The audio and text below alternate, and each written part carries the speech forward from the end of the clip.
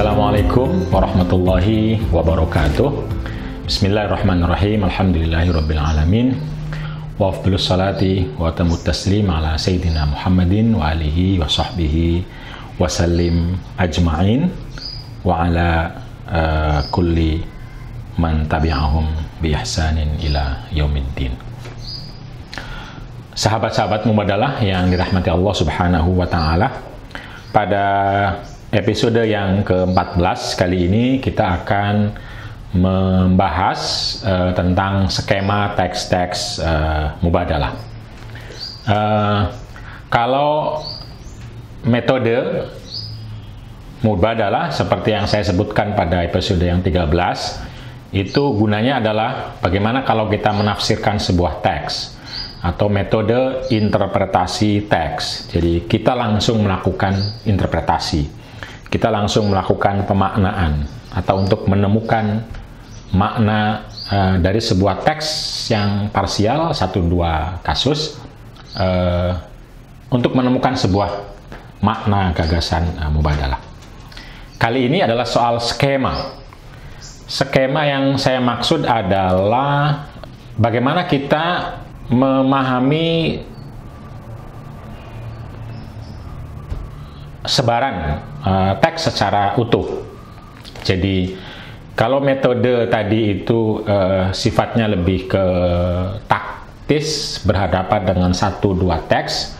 Nah, kalau skema ingin memahami gambaran utuhnya, tentu saja skema ini berangkat dari apa yang saya sampaikan sebagai premis, apa yang saya sampaikan sebagai karakter teks yang mabadi, qawaid, dan juz'iyat.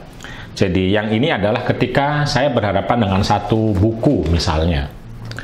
Lalu bagaimana kita memahami buku ini dalam kerangka Mubadalah? Bagaimana kita memahami teks secara utuh, misalnya Quran, lalu hadis, atau kitab, misalnya kitab Uqudul Lujain, atau kitab fikih tertentu, kitab hadis tertentu. Atau bisa jadi teks-teks kontemporer seperti KHI, Kitab Hukum Islam, atau buku karangan Dr. Wahbah Zuhaili misalnya tentang tafsir, tentang fikih, atau yang lain. Atau bisa jadi ketika kita ingin mempelajari profil orang tertentu. Satu orang, profil pikirannya, bagaimana kita mengenali gagasan Mubadalahnya. Atau ketika kita masuk dalam sebuah realitas, pengalaman-pengalaman sebuah keluarga, pengalaman seseorang, perempuan misalnya, pengalaman suami istri, dan lain-lain. Lalu kita ingin mengenali gagasan Mubadalah, nah menggunakan skema ini. Tentu skema ini punya tujuan dan punya perspektif, yaitu perspektifnya adalah kesalingan dan kerjasama, dan gagasannya adalah mengambil pelajaran Mubadalah untuk mewujudkannya dalam kehidupan yang lebih baik. Jadi ini proses deskripsi untuk interpretasi, proses mengenali untuk melakukan transformasi. Jadi gagasannya transformasi, lebih kepada gagasan mungkin orang bilang objektif apa adanya. Jadi ini bukan apa adanya, tetapi mengandung sebuah gagasan transformasi. Jadi berangkat dari sebuah keyakinan untuk mentransformasikan sebuah gagasan yang ada dalam pikiran seseorang atau kitab seseorang agar relevan dengan perspektif Mubadalah. Jadi ini skemanya kira-kira demikian cara kerjanya. Pertama adalah tentu saja berangkat dari sebuah keyakinan bahwa hidup ini akan lebih baik jika kita relasinya adalah kesalingan. Dalam hal ini kerjasama dalam hal kebaikan. Ta'awanu 'alal birri wat taqwa wa la ta'awanu 'alal ismi wal 'udwan. Maka seluruh proses risalah Islam misalnya, seluruh proses interpretasi dalam Islam itu memiliki tujuan untuk mewujudkan akhlak mulia ini, untuk mewujudkan risalah rahmatan lil alamin ini. Karena itu tidak hanya soal makna, tapi juga deskripsinya harus mengarah kepada mubadalah. Nah, itu kira-kira. Nah, pertama tentu saja kita meyakini atau berangkat dari keyakinan bahwa secara utuh teks itu ingin menyuarakan, dan karena itu harus keluar gagasan mubadalah itu. Jadi teks itu memiliki gagasan mubadalah. Jadi kalau kita tidak memiliki keyakinan ini, maka tentu saja kita percuma untuk melakukan deskripsi. Karena deskripsi dalam konteks qiraah mubadalah sekaligus strategi untuk mentransformasikannya. Tidak cukup hanya deskripsi saja. Deskripsi untuk transformasi. Jadi kalau kita tidak beriman sama hadis bahwa dia membawa misi mubadalah, ya percuma skema ini. Kita tidak beriman sama sebuah kitab bahwa dia ingin mewujudkan mubadalah, kita percuma. Begitupun kepada orang, begitupun kepada KHI, profil, dan lain-lain. Jadi karena itu deskripsi ini hanya relevan digunakan bagi orang yang beriman pada gagasan mubadalah, pada gagasan pentingnya mentransformasikan dari sebuah teks yang otoritatif. Nah, karena itu lalu pertama kali adalah kita membuat skema deskripsi, lalu kemudian melakukan interpretasi. Dalam konteks skema ini, maka ada dua sesungguhnya yang setiap kita masuk dalam sebuah teks, maka pasti akan ada dua hal dalam konteks mubadalah. Yang pertama adalah hal-hal yang eksplisit.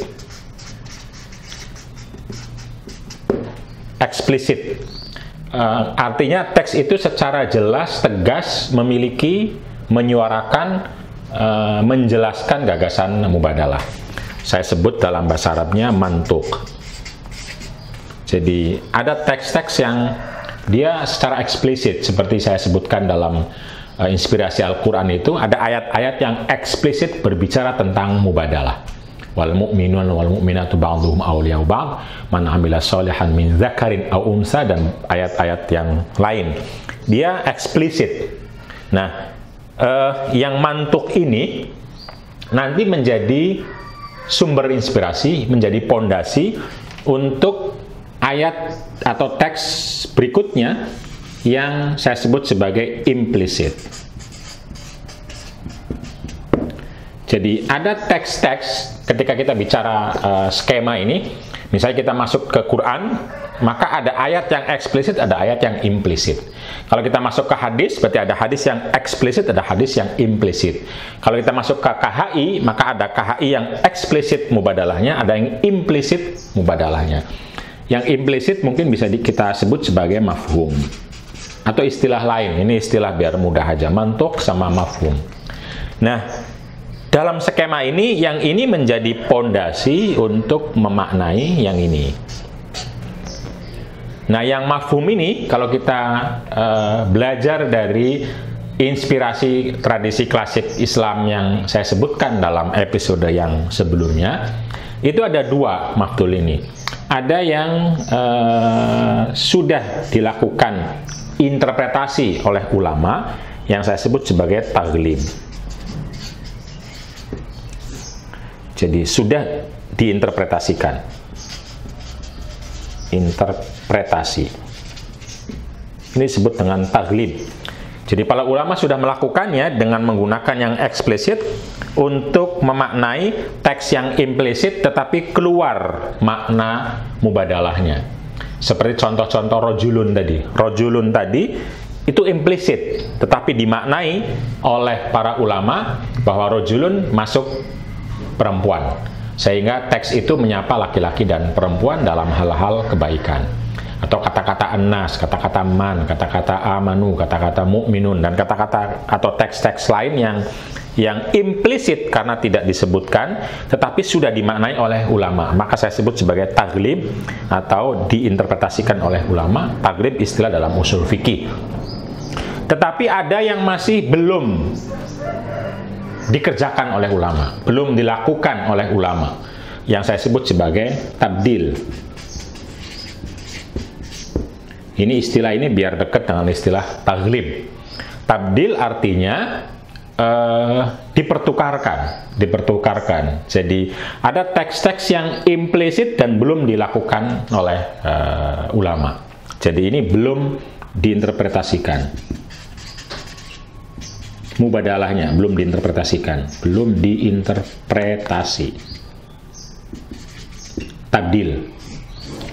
Nah, pekerjaan kita dalam konteks interpretasi nanti bagaimana menggunakan ini sebagaimana dilakukan oleh ini di ulama untuk memaknai ayat-ayat yang belum dimubadalahkan oleh ulama, atau oleh tradisi klasik kita, atau oleh orang terdahulu kita, atau oleh orang lain kalau sama-sama kontemporer. Nah, yang tabdil ini itu ada dua. Ada tabdil al-inas, artinya perempuan dikeluarkan pada teks-teks yang laki-laki. Ada tabdil zukur, mengeluarkan laki-laki pada teks-teks yang perempuan. Jadi ada dua cara tabdilul inas untuk teks-teks yang selama ini hanya dipahami untuk laki-laki, sama tabdilul zukur, mengeluarkan laki-laki untuk teks-teks yang selama ini hanya dipahami untuk perempuan. Jadi yang eksplisit menjadi pondasi, yang sudah dilakukan oleh ulama yaitu taglib juga jadi pondasi untuk memaknai teks-teks yang selama ini hanya untuk laki-laki dan teks-teks yang selama ini hanya untuk perempuan, atau rujukan yang hanya untuk perempuan.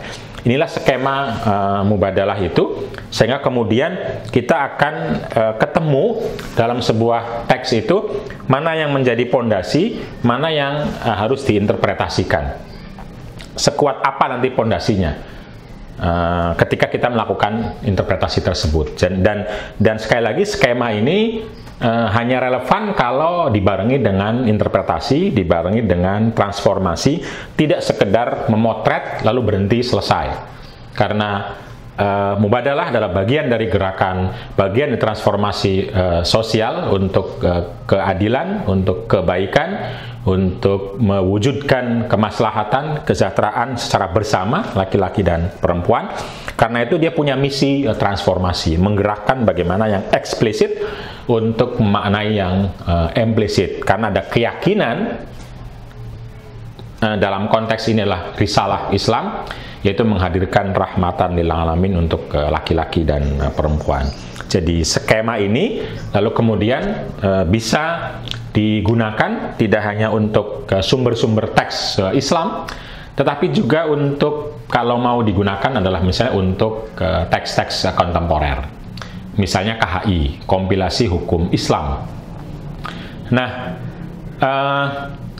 selama ini banyak pihak yang mengkritik atau sebaliknya memuji. Mengkritik artinya proses pembaruannya KHI itu masih dangkal, masih sedikit, masih sulit, sehingga perlu lebih baik. Tapi di sisi yang lain mungkin ada orang yang mengatakan ini sudah maju dibandingkan dengan negara-negara Islam yang lain. Nah, kritik terhadap KHI, kalau kritik saja, ya kita berarti menghancurkan otoritas KHI, sehingga KHI tidak bisa digunakan oleh hakim maupun KUA atau para pegawai agama di pemerintahan. Karena sumber satu-satunya bagi hakim untuk kasus-kasus Islam adalah cuma KHI dalam konteks sumber Islam.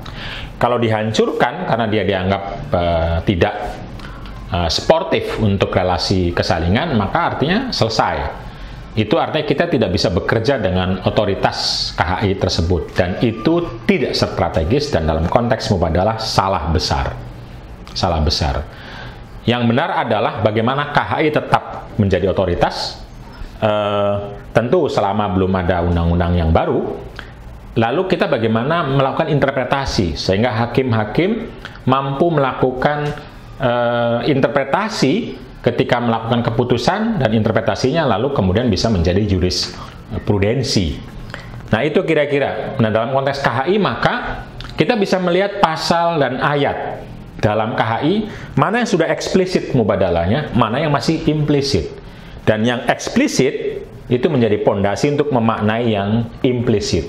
Nah, ayat atau pasal dalam KHI yang implisit inilah yang kemudian menjadi objek interpretasi mubadalah dengan pondasi-pondasi dalam pasal dan ayat yang sudah eksplisit. Sehingga kita ketemu bahwa KHI itu adalah merupakan satu undang-undang atau aturan, kalau undang-undang, aturan-peraturan pemerintah atau instruksi presiden yang utuh dalam menjelaskan atau mewujudkan gagasan mubadalah, kesalingan dan kerjasama. Begitupun ketika kita mengaji, misalnya kitab Uqudul Ujain seperti yang sudah dipraktekkan oleh FK3. Karena kita yakin dengan gagasan kesalingan dan kerjasama dalam Islam, maka sesungguhnya kita bisa membuat peta dalam Uqudul Ujain mana yang eksplisit mubadalahnya, mana yang implisit. Nah, yang implisitnya itu kita lakukan metode interpretasi mubadalah. Begitupun kalau kita mau mengumpulkan kitab-kitab hadis atau memaknai ulang. Kalau kita membaca kitab-kitab hadis misalnya adalah Sahih Bukhari dalam bab nikah, maka nuansa bahwa teks-teks ini secara literal itu ditujukan kepada laki-laki. Ya ma'syaros syabab, laki-laki. Tungkahu almar'atu, laki-laki. Wali, laki-laki. Jadi yang disapa itu laki-laki, lalu perempuan menjadi orang yang dinikahi, diminta, diajak, dia nggak pernah menjadi subjek. Tetapi ini literal. Literal artinya adalah pemaknaan yang sepintas dari sebuah lafadz atau kalimat. Nah, kalau kita membacanya secara utuh dengan skema ini, sebagaimana yang sudah dilakukan oleh Abu Syuqqah misalnya dalam kitab Tahrirul Mar'ah fi Ashr Risalah, maka kita bisa menggunakan skema ini misalnya untuk membaca Sahih Bukhari, atau bahkan untuk membaca Tahrirul Mar'ah-nya Abu Syuqqah, atau untuk membuat kompilasi baru atau koleksi baru hadis. Hadisnya lama, tetapi kompilasinya, susunannya berbeda atau baru, lebih relevan untuk menyuarakan gagasan mubadalah. Jadi kita kemudian membuat kompilasi hadis yang memunculkan prinsip-prinsip dalam relasi tentang tarodin, tentang saling kerjasama, tentang saling menolong sebagai pondasi untuk kemudian memaknai teks-teks lain yang kita sebut sebagai implisit. Apalagi kalau sudah dilakukan oleh ulama, maka masuk dalam taglib. Hadis tungkahu al-mar'atu misalnya, sudah banyak ulama yang memaknainya, itu juga adalah berlaku bagi laki-laki. Bahwa perempuan dinikahi oleh laki-laki dan laki-laki dinikahi oleh perempuan karena tujuan-tujuan yang bisa bersifat duniawi seperti kecantikan, seperti harta, posisi sosial, tetapi Islam atau Nabi menginginkannya yang paling utama adalah agama, komitmen agama. Nah, kita bisa melakukan interpretasi tapi juga bikin peta sebaran. Jadi kalau bikin koleksi hadis tentang keluarga misalnya, maka kita akan memastikan hal-hal yang eksplisitnya jelas, terang, benderang dan menjadi pondasi. Lalu kemudian yang implisitnya diberi bab, diberi judul, diberi sedikit penjelasan yang kira-kira makna substansinya ketemu, bisa dibaca, bisa ditemukan oleh para pembaca. Itu kira-kira skema teks mubadalah ini bisa digunakan untuk melakukan analisis, melakukan penelitian, baik skripsi S1, tesis S2 atau disertasi S3 dalam memotret kekuatan atau potensi dalam sebuah teks, dalam sebuah buku, dalam sebuah masyarakat, atau dalam sebuah profil, sejauh mana gagasan mubadalah mungkin untuk dimunculkan, dilahirkan dari teks yang dikaji tersebut.